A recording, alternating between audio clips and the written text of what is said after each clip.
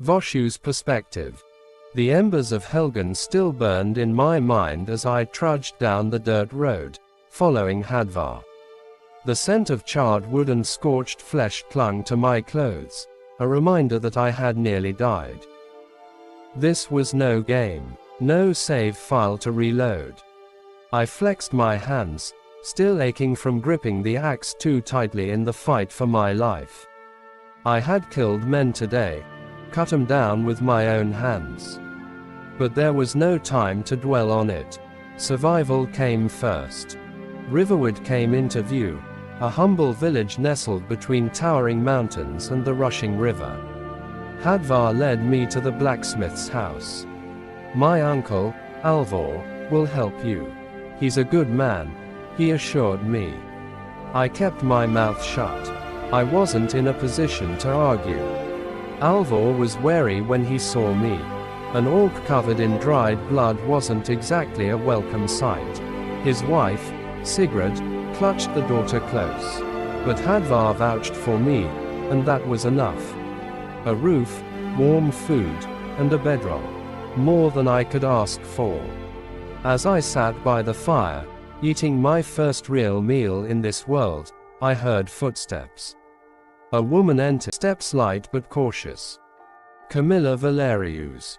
Her brown eyes flickered to me before quickly looking away. She didn't trust me. I didn't blame her. Lucan's been talking about you, she said, her voice carefully neutral. Says you're new in town. I swallowed my food and nodded. Passing through. Her brow furrowed slightly. Most people don't just pass through these days. Not with bandits running wild. I said nothing. She lingered for a moment longer, then left. That night, as I lay on my bedroll, staring at the wooden ceiling, I made my decision. I needed to get stronger.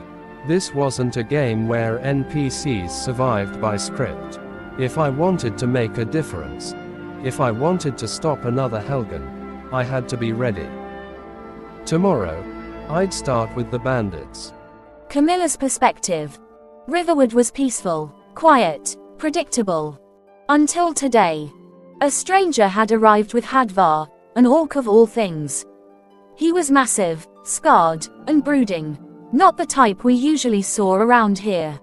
Lucan had mentioned him in passing. A warrior, perhaps. Looks dangerous. Best we keep our distance. But that only made me more curious. So I went to see for myself. When I stepped into Alvor's house, the firelight cast long shadows over him. He was hunched over his meal, eating in silence. He didn't look at me at first. But when he did, I felt something odd. Not fear. Not quite. He was unreadable, cold, but there was something in his eyes, something sharp. A watchfulness I had only seen in men who had seen too much. I spoke, trying to gauge him. His answers were short, measured. Passing through, he said, as if that explained anything. Liar. No one just passed through these days. But I let it go. As I left, I found myself glancing back at him. He was different. And I didn't know if that was a good thing or not. Settling in and proving myself. Voshu's perspective. I wasn't a fool. Riverwood tolerated me, but that was all. Alvor had given me food, shelter, and, above all else, access to his smithing tools. That was more than most strangers would get, especially an orc. I knew better than to ask for more. If I pushed my luck, I could turn the village against me. So, I took care of myself against me. I still had my armor from Helgen, if you could call it that. It was scorched, torn, and barely held together. The axe was dull from the road, its edge nicked and blunted. I spent the morning at the forge, sharpening my weapon and patching my armor to the best of my ability. My smithing skills were mediocre, but it would do. I could have asked Faendal for help. but I had already annoyed him enough, pestering him for archery lessons. Our friendship was next to non-existent. So, I worked alone. By the time I finished, my axe had an edge again. My armor wasn't pretty, but it would hold. And then, I set off for Embershard Mine. The attack on Embershard Mine. I had cleared this place 100 times before. Not in this life, but in another. The memories were clear, the tactics, the dangers.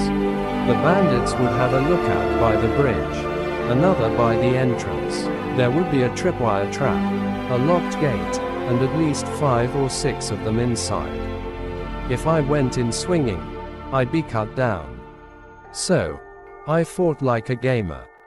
I moved through the trees, spotting the first bandit leaning against a post near the entrance. His arms were crossed, his sword hanging lazily at his side. A single arrow to the throat silenced him. The second bandit was near the bridge, pacing. I waited until he turned, then slipped behind him and buried my axe into his spine. 2 down. Inside, the mine was dimly lit by torches. Voices echoed off the walls. Boss says we need to hit another caravan soon. Hey, let's take it easy. Gold's still good from the last raid. Yeah, well, don't get too comfortable. The Legion's been sniffing around. They were gathered near a wooden platform. Camilla's perspective. I watched him leave, axe on his back, armor still bearing the scars of Helgen. I didn't ask where he was going, but I had my suspicions. The orc was strong, but he was an outsider. Orcs were rare in Skyrim, especially ones who weren't part of a stronghold. And the people of Riverwood had noticed. You ever seen an orc like him before? Sigrid asked, lowering her voice as we sat outside the Riverwood trader. I hesitated. I've heard of orcs near Whiterun. Largishbur, maybe, but I've never met one. Sigrid frowned. I don't like it. He barely speaks, always watching. Alvor took him in, but for how long? And now he's sharpening weapons. I sighed. Would you rather he use them dull? She scoffed. I'm just saying, we barely know him. That was true. But when I thought of the way he spoke, so few words, but chosen carefully, I wasn't sure if I feared him. Or if I respected him.